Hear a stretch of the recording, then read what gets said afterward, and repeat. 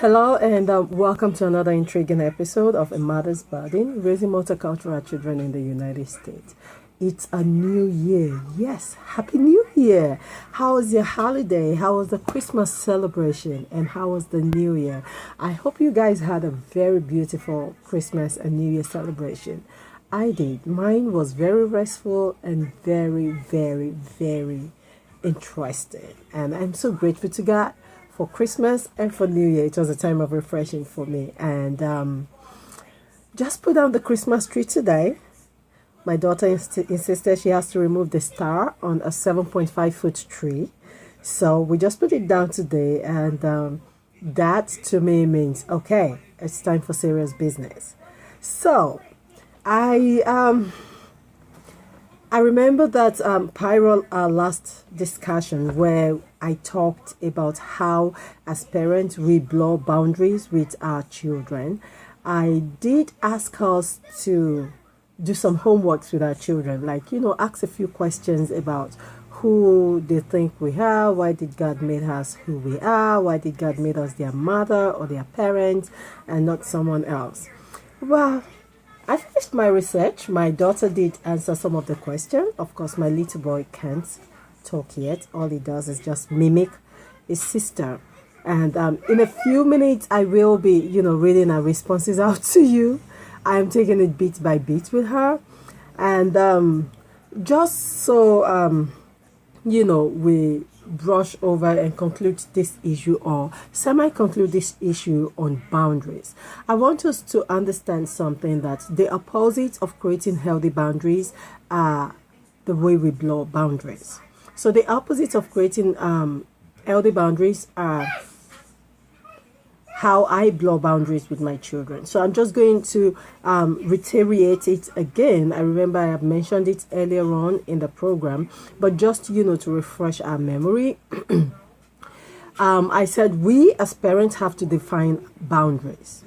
I have to define boundaries to myself and I have to define it to my children. Now, I have to develop it, even like I said, to myself, so that my children will know that mom or dad will not. This is mom or dad's boundary, and they will not overstep their boundaries. And part of what I said was doing for your children what they can do for themselves. So you have to draw a line there. You have to define it. Now, when I tell my daughter, I expect you, one of your chores is to fill the bottles, and then she didn't fill the bottles with water, and I go ahead and fill it for her. That is blurring my boundaries. That means I can't keep to my boundaries, and that will make her to relax and feel like mom will always do it. I don't have to do it. And that is not healthy. So we have to define our boundaries. When you give chores, this is what you're supposed to do. You're supposed to do the dishes. You're supposed to clean up after your younger ones. You're supposed to tidy your room. I shouldn't go back and do all of those stuff for her. Now, not to say that I can't give her a nudge here and there when some things are overwhelming, not to say that I can't assist her as a parent or him as a parent. But what we're saying is we have to draw boundaries and we have to let them know that this is the boundary. If I don't do this, there are consequences, and we have to stay on the consequences for them. We want to keep that up with them, and that will set healthy boundaries, not just in the house, but when they get out in the community. Even themselves will be able to set healthy boundaries and know where to go, where not to go, when to talk, and when not to talk. Another way is to make your expectations known to your children. You have to let your children know what your expectations are. You have to make a list of what you expect of yourself. And I always say it starts with us. And then we do that in retaliation to our children. And you have to think about what you as a parent can live with. You think through it. And if you remember some episodes ago, I said it comes with your values. What are your values? Your values are your expectations as a parent. And you have to live up to that. So if you don't have a value, you don't have any expectations. That means anything goes. And in my home, anything does not go. And I believe that in most parents' home, it's like that. We have our expectations and we let our children know our expectations. Like, I am learning that it's a process. I have to let my children know, hey, this is your expectations. This is mom's expectations and this is dad's expectation. Daddy also lets them know what his expectations are so that we don't blow it. We don't go over our expectations. And my daughter will always tell me, I remember when I was picking her up, I was picking them up from, their grandparents, and I don't know, she was saying something. Oh yeah, she was pointing her finger, and I've always told her, you don't point fingers when you're talking to people or talking with people.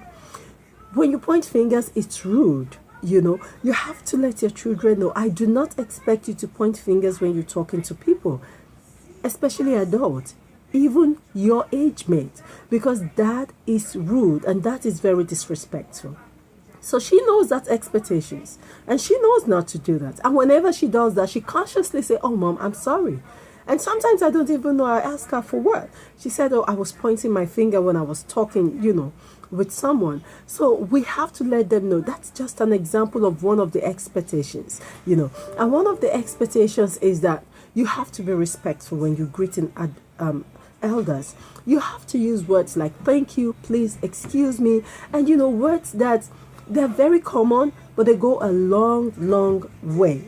That's the second one. And another point is you have to get your focus on yourself instead of your child. Now, what I mean by that is when your child is acting poorly and not listening to you, think about how you can clearly communicate your expectations to your child. Probably your child does not understand the way you pass an information across. So you have to clearly let your children understand, what your expectations are by using their language. I can't use words like, I can't use bogus words. I can't use words that I can use with my friends or my colleagues with my child. Because she will come back and ask me, what do you mean by that, mom? When I tell her what it means, then she will ask me again, what is the meaning of that one again? So, you have to use their language, words. I am not very good at that, but their daddy is very good at that. Their daddy is very good at, breaking things down in their own language. Now you can hear my baby on the background calling mommy. And another thing is you have to let your child feel the impact of crossed boundaries. When your child crosses the boundaries, you have to let them feel the impact. You just can't let it slide. No. The Bible says, spare the rod and spoil the child. You do not want to spoil the rod. You do not want to spare the rod. You do not want to spoil your child. You want to bring up children, remember, that will grow up to be men and women of integrity.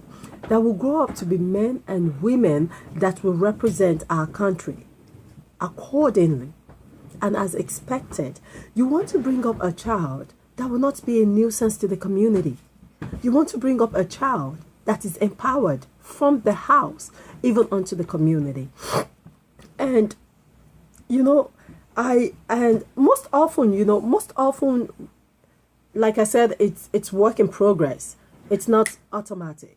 So when things are not working out when you start this, you don't have to beat yourself to it or for it. It's work in progress. Consistency will make you get it. So if you are consistent, if you are persistent, your children will understand. And they will realize that mom and dad doesn't joke with boundaries. So they have to check themselves, even as you are checking yourselves. Okay. Remember, we're talking about raising children that will represent when they go out there in the community and when we are not there.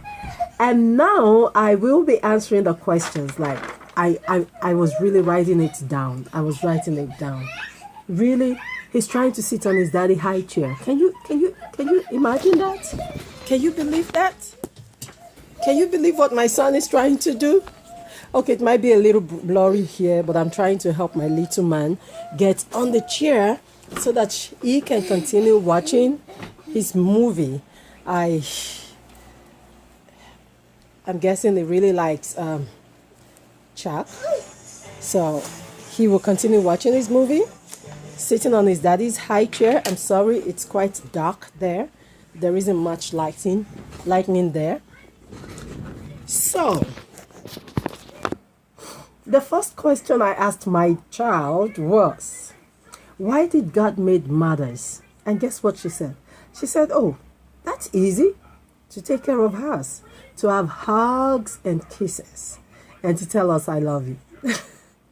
Isn't that funny? Well, some other children stated here that because she's the only one who knows where the sellotape is. That's funny.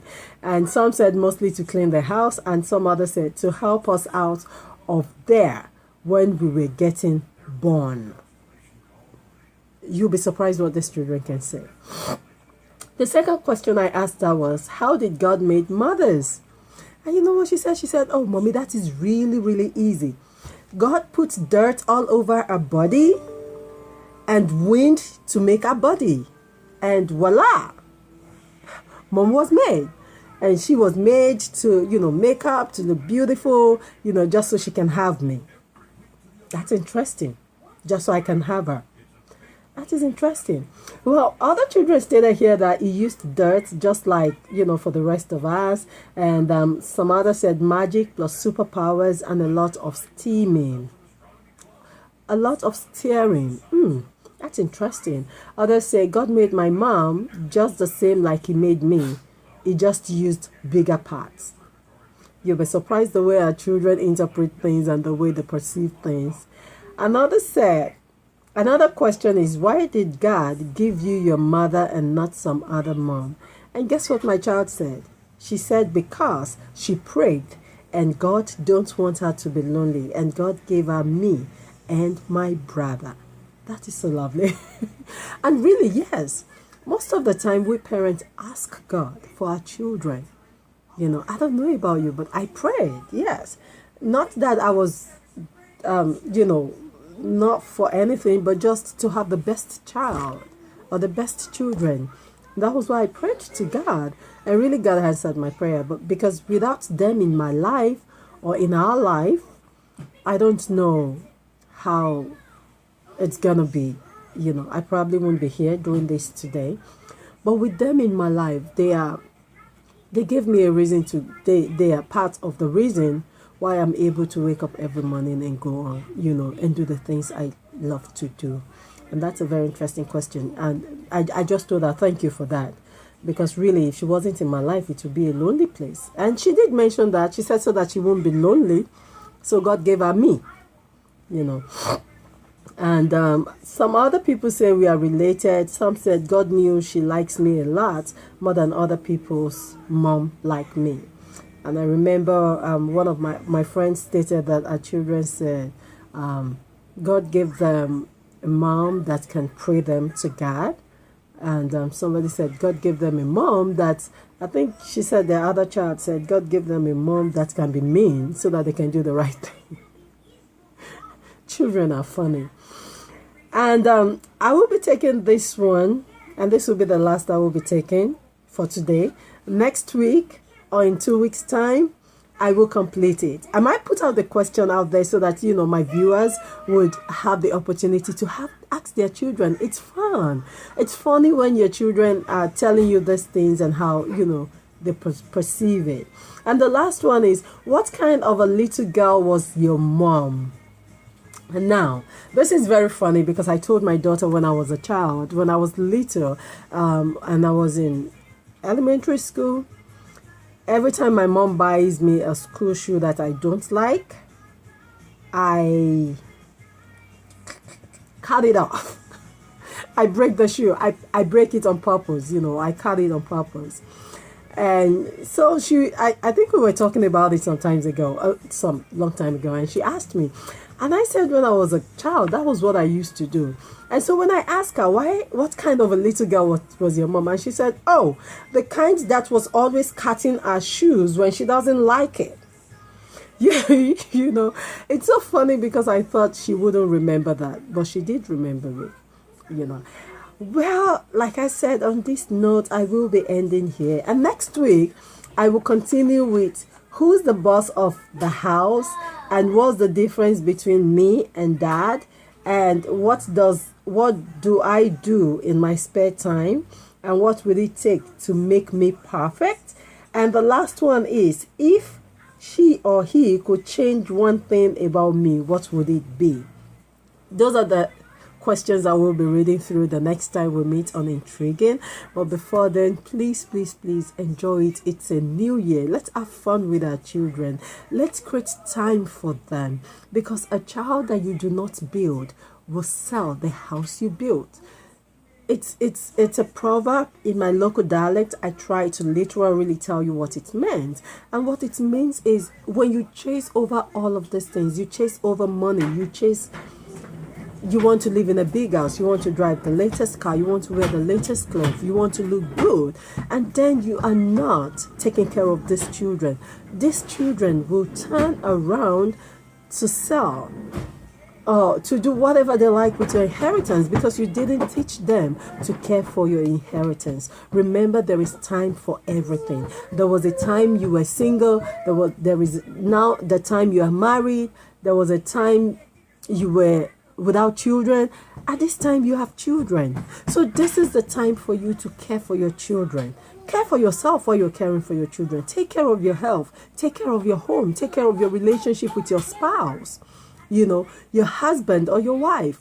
Take care of those things. Those are very important, because these are the things our children are looking up to. And don't forget, we talked about how to create healthy boundaries with and for our children. Remember, it starts with me. And I said the opposite of how I blur boundaries with my children is how to create healthy boundaries with children. And that is defining what boundaries are, making your expectations known, get focused on yourself instead of your child, and use language that they can understand.